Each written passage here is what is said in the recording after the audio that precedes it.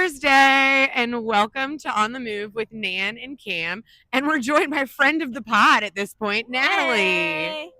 Natalie is in our Bike Walk RVA division at Sports Backers. And what is your official job title? Engagement manager for Bike Walk RVA. She's very engaging, hence why she's on the pod again. Super engaging. Today, we're doing a little on the move, and we're out here. We work right across from Bryan Park, and so we get to reap the benefits of the completed portion of the Bryan Park Fall Line Trail, which is awesome. So we are on Bryan Park Avenue right now, and we're going to take you into the park to show you the completed section there.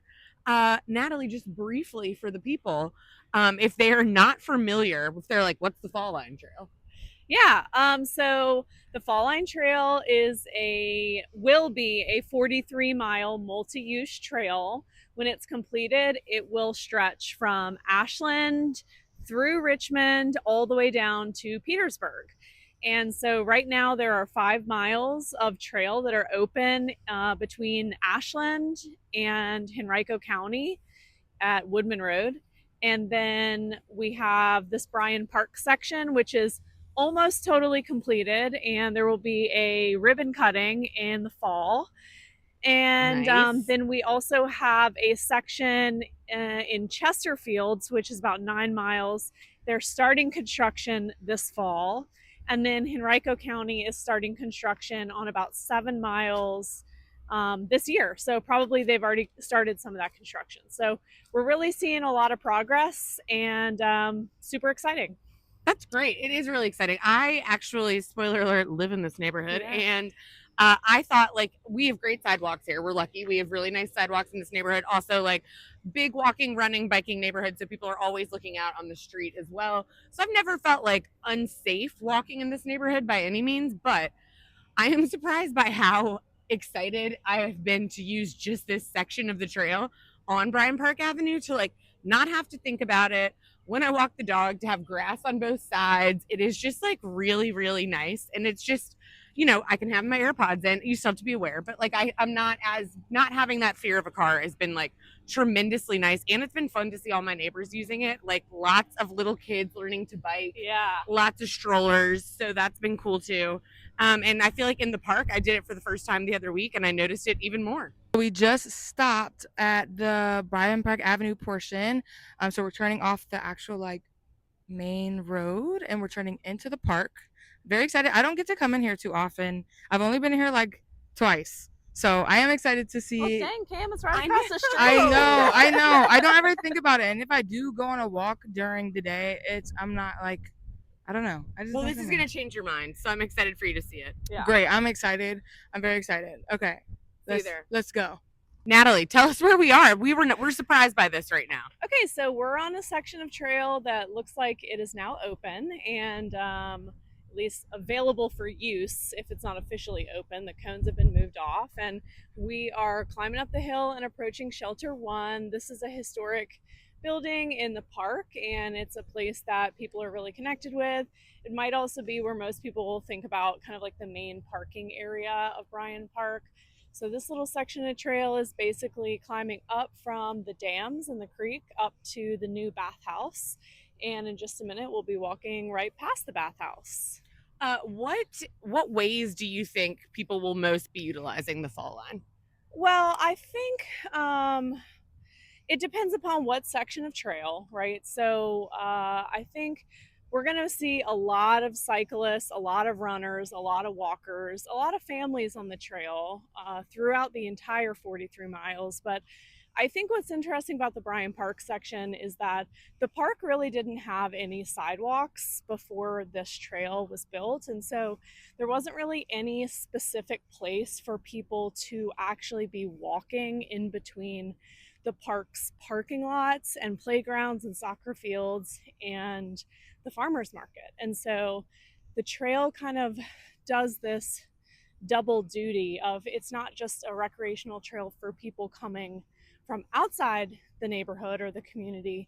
It actually ends up being a resource for people who are just walking in the park from the neighborhood to go over to soccer games or bring their kids to the playground. And it creates a safe place for people to walk. Yeah, if you had ever been over here on a big market Sunday or Saturday, I guess it's on Saturday, big market Saturday, it is wild with, and which is great, wild with some people driving in. And so it's really a nice asset. So many people park in my neighborhood or on the street and like walk in. And before then, you've got to constantly like be aware of traffic and everything. So it's like really great that you can walk a very safe route to the same area. Totally. And I think like any park where pedestrians are having to basically compete with a place to be with cars, the flow does not work. And because this park is so popular for so many awesome community events, really having this trail as a safe place for people to walk that is not sharing a space with cars will actually improve the experience for everyone, especially people who are using ADA, walking assistant devices, or wheelchairs, or strollers, or little tiny baby child scooters. So all of those things. Guys, did you see that live that Lit Lady's outfit? Yeah, live promotion. She had an Ashton Half shirt on, and I think she had a MTT hat on. It was pre your time marathon finisher hat. Yeah, we're turning here, girl. Trail this way. Trail this way. I don't know. She's not in here very often, but now she will be. You gotta let me know. I'm new to this. Now we're approaching the newest addition to Bryan Park, which is awesome, which is a public bathroom. So many years people didn't have a place where they could get some water or take a bathroom break, and now we have this beautiful park bathhouse right next to the trail, which also connects you directly to the playground and the tennis courts and the soccer fields and the other picnic shelters. So really fantastic to have this special place to walk and bike in the park. And a little bit of a spoiler, but there are some awesome new amenities coming. And if you don't know, that is actually a croquet. Subject of a lot of debate by people walking in our office when it was being constructed. What's it going to be? Yeah, it's a croquet pitch. So I'm glad they put the little hooks out so people know. But if anyone wants to get into croquet, it's available here in Bryan Park. And this section that we're walking right now, there are some more amenities coming soon. Parks and Rec is going to hook us up. Also, another finisher hat just passed. So if you want to play a game, come out here and count marathon swag. Yeah, no, I like those kinds of games. Me too.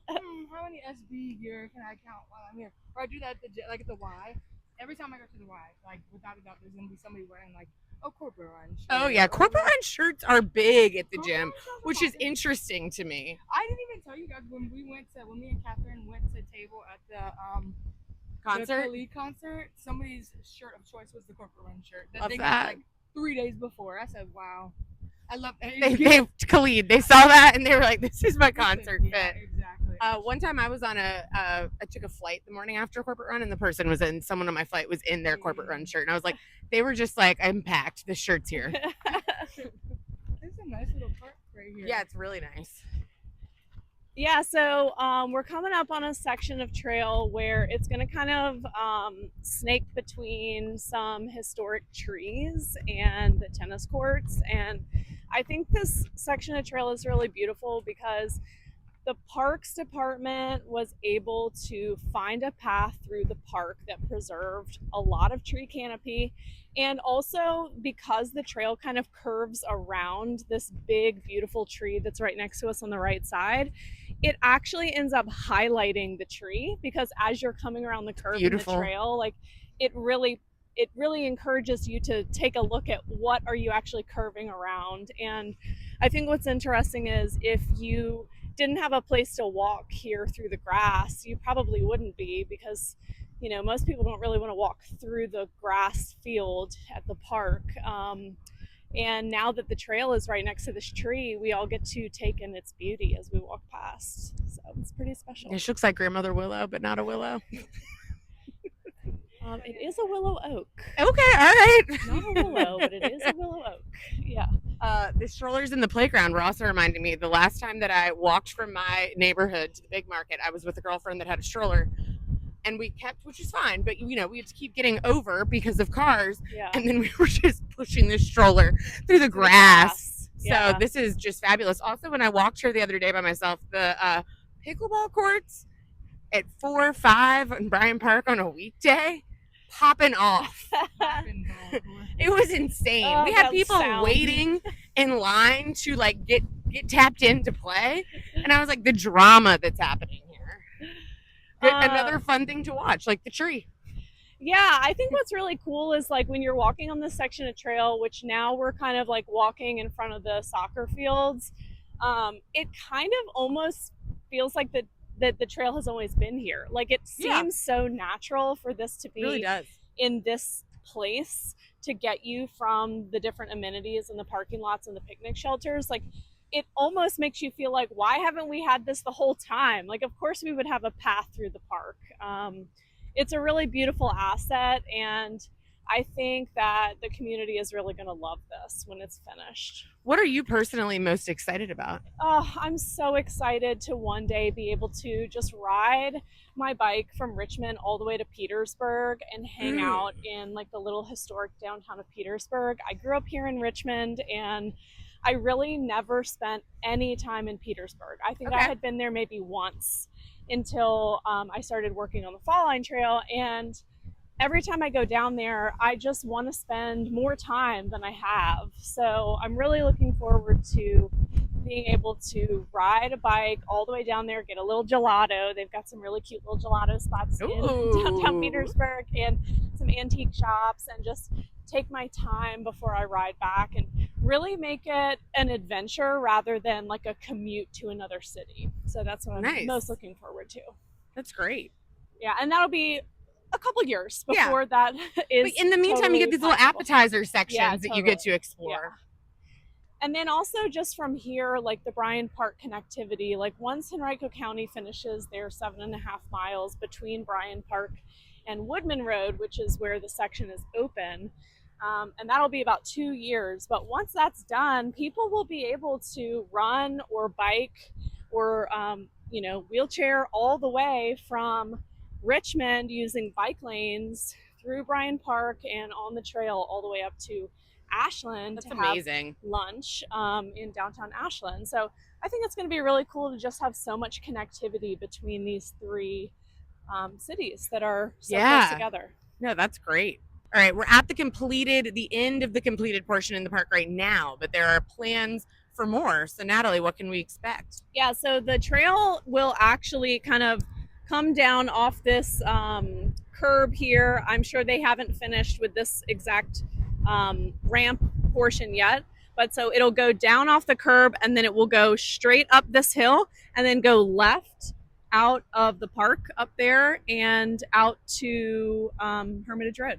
So that's the section of trail in Bryan Park. Again, it's not officially open, but all the cones are moved off of it. There's people using it. It looks like it's good to go, but it's definitely not totally completed. There's signage definitely coming to be installed. There's more trail amenities, some little like relaxation and shade structures that are coming, some cleanup stations. So there's a lot in the works here for the Bryan Park section of the Fall Line Trail, and the ribbon cutting will be in November, we think. So super exciting.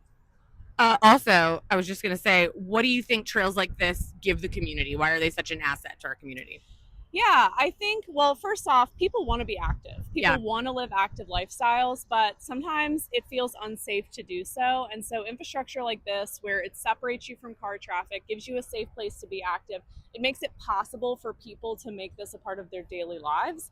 But then also, this will give people the opportunity to choose biking and maybe running if you want to run to work. I don't know about that, but if you want to bike to work, this trail will definitely make that possible for people who live outside the city or maybe live in the city and work outside. So, just connectivity and creating opportunities for people to live more active lifestyles, like that is an asset. And that's really what Sports Barkers is all about. Yeah. So to us, like this is a dream come true. Yeah. Well, thanks for being on again today and walking with us. Of course. Yeah. Great. Yeah. Hopefully we can't wait to do this for more sections of the trail. Totally. All right. Thanks, y'all. Thanks for listening. Bye.